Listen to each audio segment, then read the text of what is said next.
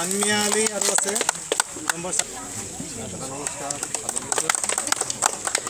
दिनै देवसुङा प्राइमारिनि आन्डाराव दक्षिण मिलनपुराव 150निबो बा 150निबो बांसिन बेवहाय जुगदान जादों।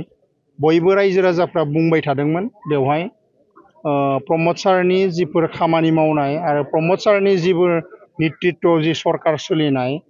आरो जि दल दैदेननाय बिथांनि दैदेननायाव जिफोर खामानि मावनायखौ नुनानै बे ओनसोलनि रायजो राजाफ्रा जोंखौ बुंबाय थानायलाय जों दिनै फैदों आरो बयबो फैनानै बेवहाय बे गामिनि रायजो राजाफ्रा बाहागो लादों, ज्येष्ठफ्रा बाहागो लादों आरो बेवहाय माने महिलाफ्राबो बाहागो लादों, इयुथफ्राबो बाहागो लादों, बयबो खौसे जालायलायनानै बेयाव जुगदान जानो फैदों आरो प्रमद सारनि जिफोर खामानि मावदों बे खामानियाव उदाहरन होनो हादों। बे गामियावनो सीसी ब्लकनि लामाया 17 बोसोराव जायाखैमोन, दिनै सीसी ब्लकनि लामा जादों। बेवहाय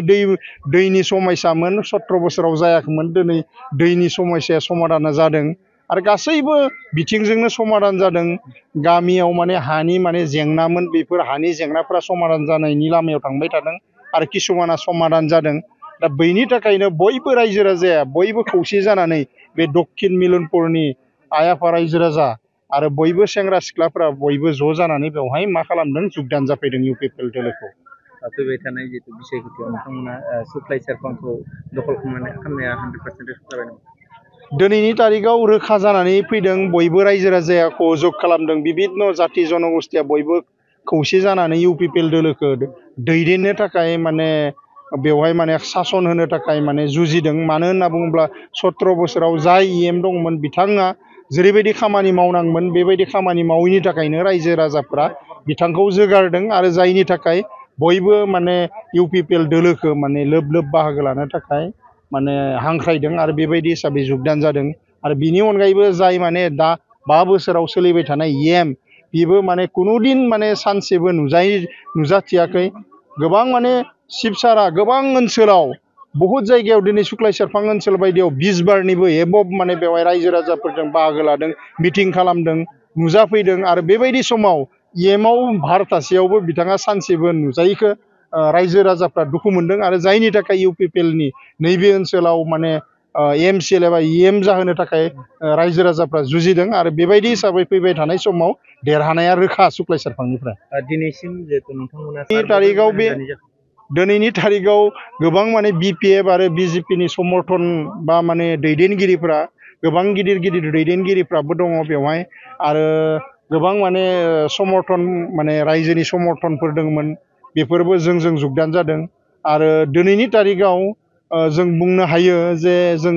1 बोसोरनि आगोलनिफ्रायनो जुगदान खालामबोदों आरो बेबायदि जुगदान खालामनायाव 5,000निबो बांसिन बेवहाय जुगदान जानायखौ जोङो नुदों आरो बेखौ माने रोखा रोखा जों नाम कहकारे बा आरो माने प्रमाण पत्र हिसाबै जोङो माने देखायनो हायो। दा बेबायदि हिसाबै जों 5,000निबो बांसिन बे 1 बोसोराव जुगदान जादों आरो बे नैबे सप्तासेनि गेजेराव गोबां ओनसोलाव माने जुगदान खालामबावनो आरो दंबावो, गामिफोराव माने लिंहरगासिनो दङ। गोबां गामियाव जोंनि उसुबिदानि थाखाय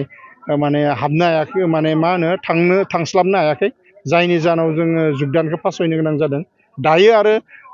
तीव्र गतियाव जोङो माने लांनो नागिरदों जुगदानखौ, बेबायदि हिसाबै जुगदान खालामनो थाखाय जों जुजिगासिनो दङ। बेबाराव सुक्लाय सेरफाङाव बेसेबांसो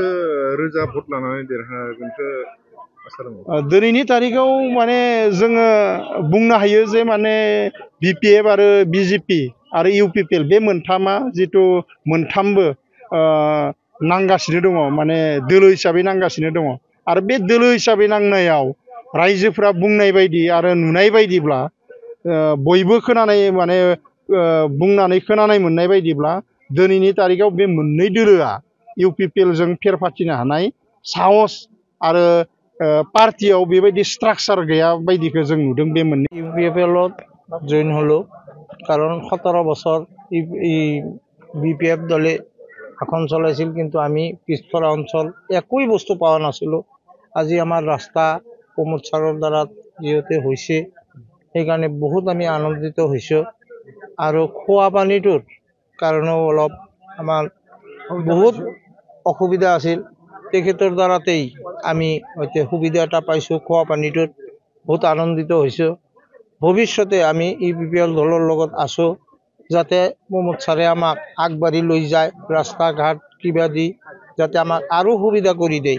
সেইটো নিশ্চয় আনন্দিত হৈ পেলাই আমি আজি UPPL দলত যোগদান কৰিলোঁ এইটো নিশ্চয় হয়তো আমি শুনা পালোঁ বা বাতৰিটো পালোঁ যে 5টা জিলাত আমাৰ প্ৰমোদ ছাৰে যিহেতু হজ ভৱন এটা বনাই দিলে 5টা জিলাত আমাৰ দাবী কৰিছিলোঁ আমি মাইনৰিটিৰ পৰা কিন্তু দাবী সেই দাবীটো হয়তো তেখেতে তেওঁৰ কথাটো ৰাখছে এইটো বিশেষকৈ বেছি আনন্দ পাইছোঁ আমি মাইনৰিটি মানুহ আৰু ভৱিষ্যতে মাইনৰিটিৰ মানুহ তেখেতৰ লগত থাকিব বুলি মই আশা ৰাখিলোঁ বা ভৱিষ্যতে আমি থাকিম আৰু আশা আকাংক্ষা যাতে পূৰ্ণ কৰি দিয়ে বুলি আশা ৰাখিলোঁ নাছিলোঁ আমি ৰাস্তা ঘাট কোনো বস্তুই পোৱা নাছিলোঁ খোৱা পানীৰ ব্যৱস্থাও আমি পোৱা নাছিলোঁ সেইকাৰণে খোৱা বিশেষকৈ আমাৰ খোৱা পানীটো যে পাইছোঁ এইটোৰ কাৰণে বিৰাট আনন্দিত পাইছোঁ আমি আগতে কোনটো আগতে 17 বছৰ চলাইছিলোঁ 17 বছৰ তাৰ পিছতহে আমি UPPLক ছাপোৰ্ট পাই পেলাই আমি UPPLত সোমাইছোঁ ফাৰ্ষ্ট যাওয়া फरायसाफोरनि थाखाय मोनसे फोसावथाय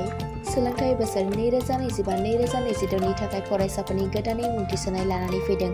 doctor Shobha Brahma music and fine arts कलेजआ क'क्राझार सहरनि साखाथि हाब्रुबारियाव थानाय doctor Shobha Brahma music and fine arts कलेजआव दासान्दि बेचेलर अफ फाइन आर्ट्स आरो बेचेलर अफ मिउजिक आयदानि मुं थिसननाया सोलिगासिनो बेचेलर अफ फाइन आर्ट्स आयदायाव दङ पेइन्टिं ग्राफिक्स एप्लाइड आर्ट आरो स्काल्पचार फारसेथिं बेचेलर अफ मिउजिक आयदायाव Hindustani music Bhokaal Kathak dance tabla violin बड' फक सं बड' फक डान्स सेरजा सिफुं आरो खामखौ सोलोंनो हागोन बिटिआरनि गंसेल' मिउजिक एन्ड फाइन आर्ट्स कलेजआव गोसो गोनां फरायसाफोरा मुं थिसनोब्ला अनलाइननि गेजेरजों थिसननो हागोन doctor Shobha Brahma music and fine arts कलेजआव मुं थिसननायनि बागै आबुं बाथ्राखौ मिथिनोब्ला नैबे मबाइल नम्बर 9365491257 नङाब्ला 9085292451 आव थोंजों फोनांजाब खालामनो हागोन।